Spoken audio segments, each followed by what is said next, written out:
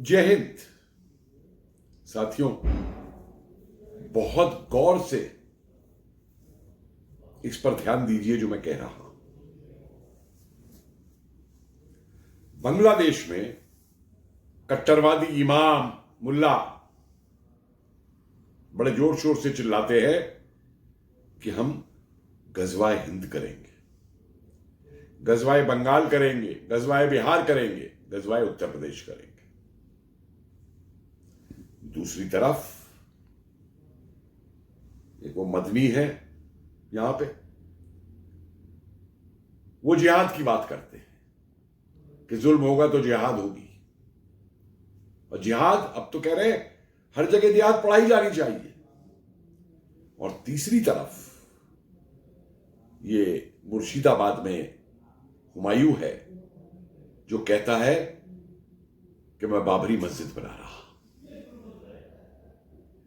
क्या आप इन चीजों को उससे अलग हटके देख सकते हैं जो कि पाकिस्तान के कट्टर आतंकी चिल्लाते हैं कि भारत के खिलाफ जिहाद करेंगे, या टर्की वाले चिल्लाते हैं?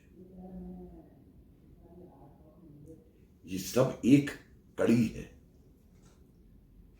जिस कड़ी का अब इन्होंने प्रयोग करना प्रारंभ कर दिया।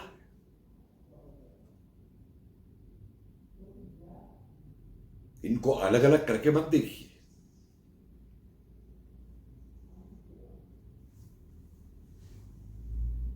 इनमें से किसी के भी, ना मदनी के और ना इस हुमायूं के मुंह से एक बार भी ये निकला था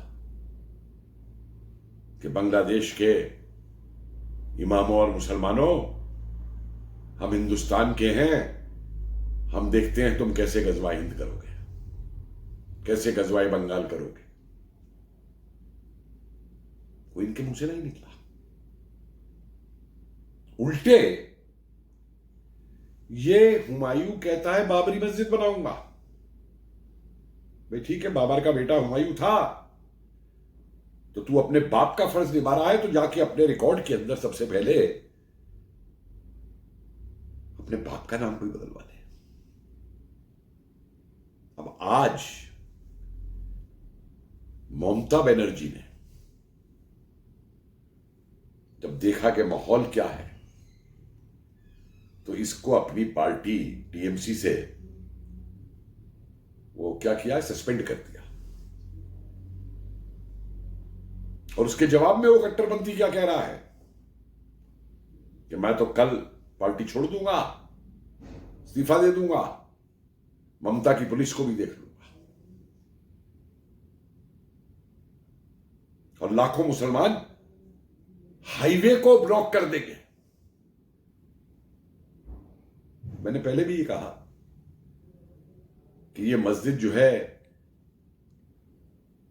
कलाम साहब के नाम पे नहीं बना सकते, ब्रिगेडियर उस्मानी के नाम पे नहीं बना सकते, अशफाकुल्लाह के नाम पे नहीं बना सकते, ये बाबर के नाम पे ही बनाएंगे। और ये तो शुरुआत है उस मानसिकता की। मोहम्मद गोरी के नाम पे भी, मोहम्मद गजनवी के नाम पे भी, नादिर शाह भी, अब्दाली, जितने ही आक्रांता आए थे इन सबके नाम पे ही बनाएंगे।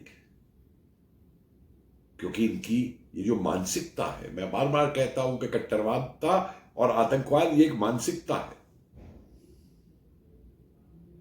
और इस मानसिकता को पहले कांग्रेस ने बढ़ाया बंगाल के अंदर, जितने घुसपैठिए आते थे,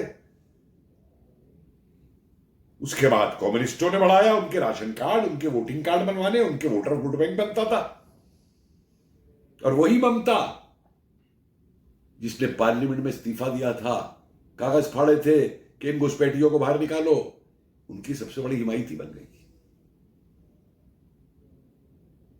तो चुनाव की वो जो प्रक्रिया है आइडेंटिफिकेशन की, एसआईआर, उसका भी विरोध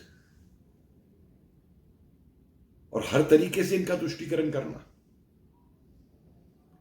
ममता, तुम कब ये समझोगी कि ये कट्टरपंथी किसी के सगे नहीं है?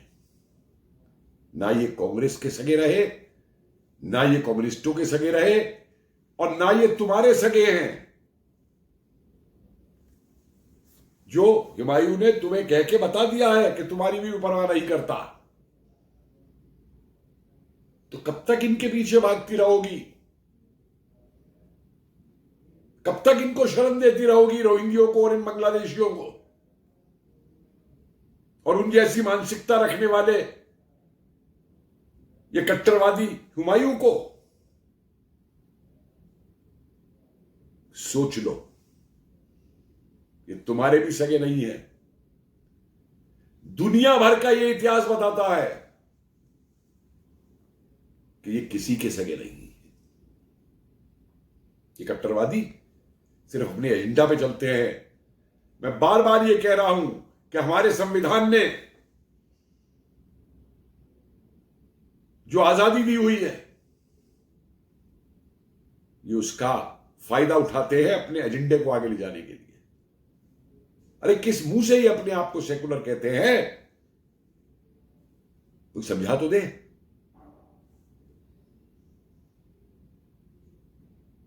लेकिन ठीक है,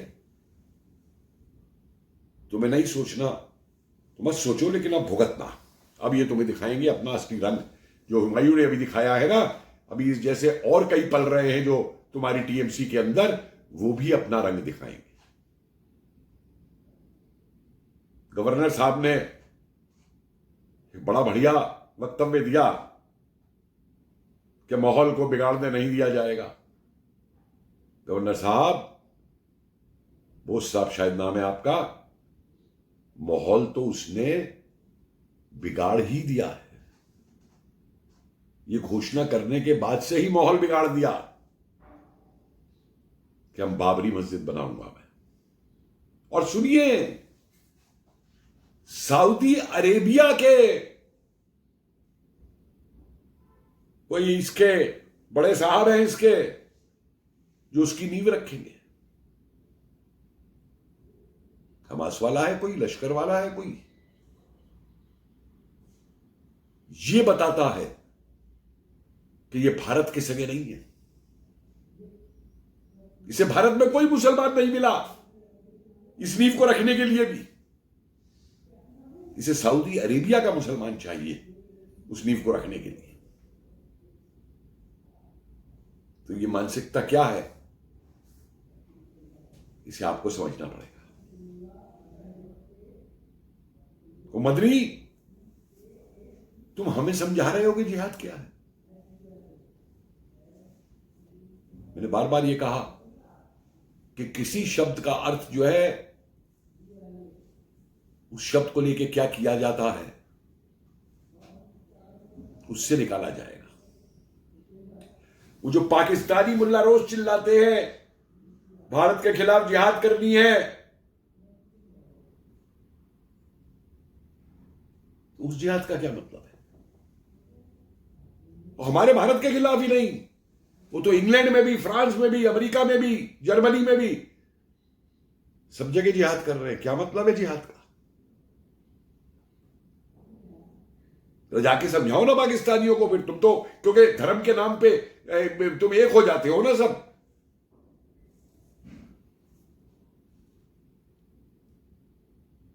तो उन्हें समझा दो जाके भाई। वो कल को जो आतंकी आते हैं ना, वो जिहाद का नारा दे करके गोली चलाने, जरा उनके सामने जाके बैठ जाओ ना, उनकी बंदूक मोड़ दो ना कि ये जिहाद नहीं है।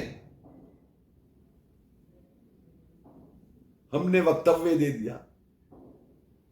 अरे ये वक्तव्य देने का समय,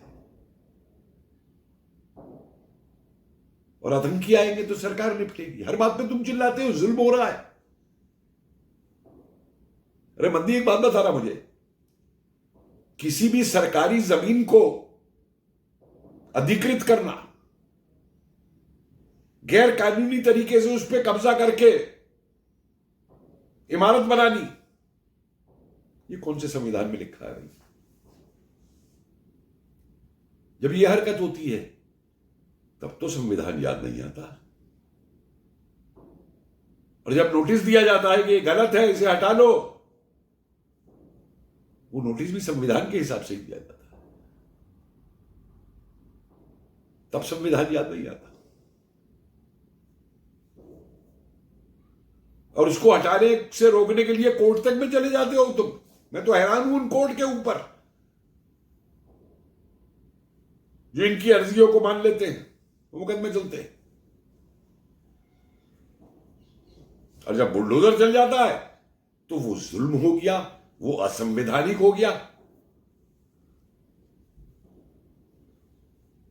संविधान की दुहाई देने वालों, पहले संविधान का पालन भी करके दिखाओ, संविधान को मानो भी। और तुम्हारी सपोर्ट में भी जो फिरते हैं ना वो लाल संविधान की किताब हाथ में लिए हुए, वो भी संविधान को पहले समझे और माने, उसके बाद में संविधान की बात करना।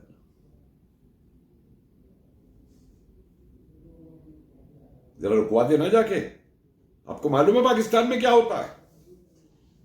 हमारी सेना के लोग जब वो टारगेट की प्रैक्टिस करते हैं बंदूक चलाने की, तो सामने वो जो लगाया जाता है जिस पे प्रैक्टिस करते हैं उस पे गोले बने हुए होते हैं कि बीच के गोले में निशाना लगा के डालना।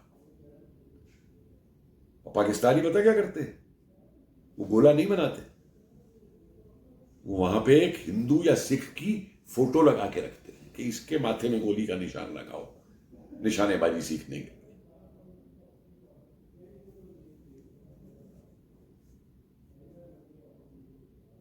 हमास पहुंच गया पाक अधिकृत कश्मीर मुजफ्फराबाद में, उसका वहां स्वागत हुआ और लश्कर और हमास मिलकर काम करेंगे। अरे हुमायूं, इस पे तेरी जुबान कहां है? तू तो क्या कसब के नाम की भी मस्जिद बनाएगा?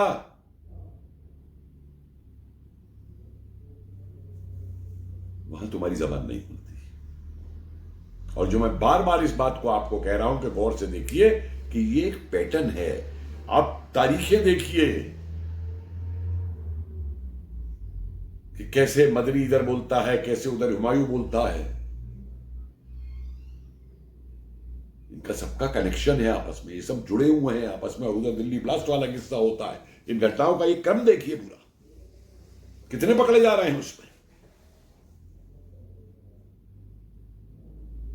तो समझिए कि ये भारत में क्या करना चाहते हैं, क्या कर रहे हैं, क्या इनकी मंशा है। अगर आज नहीं समझेंगे और जवाब नहीं देंगे इन्हें, तो भूल जाइए कि हमारा कोई कल होगा। जय हिंद।